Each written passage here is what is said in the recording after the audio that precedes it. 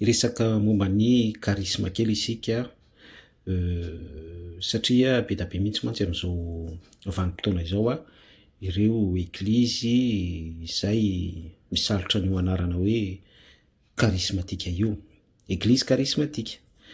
De rehefa jerena ivelany moa zay le hoe eglizy karismatika izay de hitanareo reny le izy hoe fihetsiketsehana hita maso hoe asan'ny fanahy zany, miteny amin'ny teny tsy fantatra, karazam-paminaniana, fiderana, makotrokotroka, fagagana isan-karazany araky ny hetsika miseho sy hitan'ny maso izany, ivelany zay fa io indrindra no ametrahako an'ity fampisaintsainana anao ty hoe ny ankamaroan'ny olona vao maheno hoe eglizy karismatika de tonga de misy fiantanana be any anatiny any hoe eglizy iasan'ny fanamasina izany, eglizy misy ny tanan'Andriamanitra izany, eglizy fiangonana tempoly tena feno ositr'Andriamanitra izany ary tena hoe misy ny zavatra selestialy zay tsy ananany temple, synagogue na fiangonana hafa.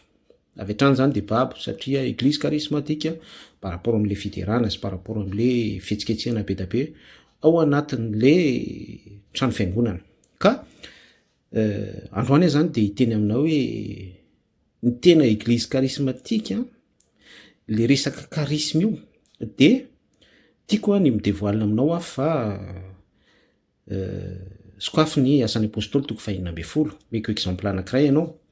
Paoly sy Silasy rehefa tao ampigadrana izy de narindrina ny tranomaizina, mifatotra rojo vy izy nasiana mpiambina, zany hoe ny système de sécurité zany selon ny contexte sy tam'izany vanim-potoana izany de tena hoe avinenta be. Kanefa eto ny hitondran'le resaka karismatika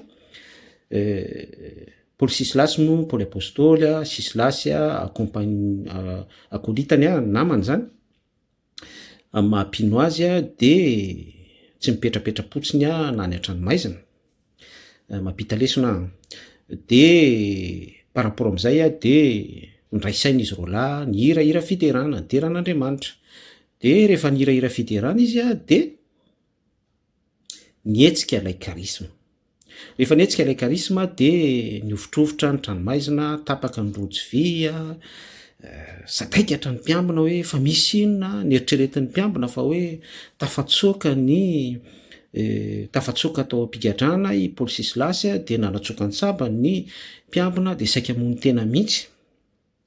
Fa ny tena tiako ampitaina amintsika de le hoe le karisma tamin'ny alalan'ny fiderany Paoly sy Silasy. Important be. Ny tena karisma zany dia karisma misy ny tanan'Andriamanitra sy ny herin'ny filazantsara. Satria rehefa niasa ny ositra ilay karisma tamin'ny alalan'ny hira fiderana izay nasandratry Paoly sy Silasy dia tonga tamin'ny conclusion hoe minoa an' Jesosy Tompo de ovonjena ianao sy ny ankonanao mantsy an'iretsy mpiambina tsy mpino. Zany hoe tonga hatrany amin'ny resaka salut famonjena mihitsy. Zay le karisma fa tsy hoe misy fiangonana fiantanana be, misy spectacle manafatra karazana faux prophète, sous parenthèse na bishops na mpaminany na tsy fantatro izay ilazantsika anazy de hetsika tsy hetsika isan-karazany eo amin'izany fiangonana izany selon ny organisation.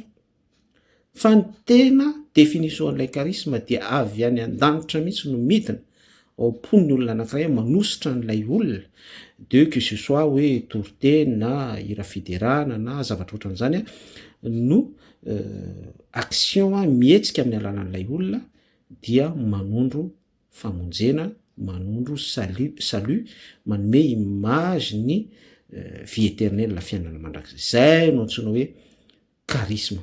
De feny ny eglizy karismatika zany dia manondro an'izay zavatra andresantsika izay hoe famonjena, vie éternelle, manondro an' Jesosy Kristy, manondro ny fiainana mandrakizay. Minoa an' Jesosy Tompo dia hovonjena ianao sy ny ankonanao. Zany hoe ny karisma rehetra mihetsika zany, ny eglizy karismatika rehetra mouvement dia mambabo fon'olona ho an'i Jesosy fa tsy mambabo fon'olona ho an'ilay fiangonana ho an'ilay mpitondra fiangonana no ilay fietsiketsehana zay lazaina fa charisme no ilay organisation zay lazaina fa charisme noho ny zavatra be da be na profesia na tsy fantatro zay animation atao anatin'ilay eglizy fagagana na fanasitranana na zavatra ohatran'izany sous définition hoe charisme zay ny afatra saintsaina